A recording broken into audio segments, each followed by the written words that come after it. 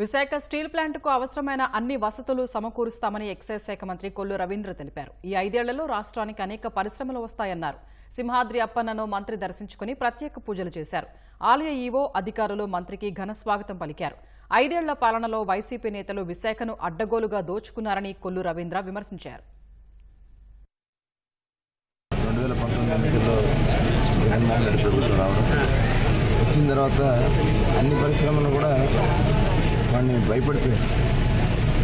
లూలు సంస్థ యూసుఫ్ అలీ గారు అయితే ఆంధ్ర రాష్ట్రానికి ఎవరూ వెళ్ళొద్దని కూడా ఆయన స్టేట్మెంట్ ఇచ్చినటువంటి సందర్భాన్ని చూశారు. మళ్ళీ వాళ్ళ విశాఖపట్నాన్ని ఏ రకంగా దోచుకున్నారో చూశారు. కొండల్ని గుట్టల్ని గనుల్ని మొత్తం కూడా దోచుకున్నారు. ఇవాళ ప్రజల డబ్బుతో ఋషికొండ మీద ప్యాలెస్ కట్టుకున్నారు.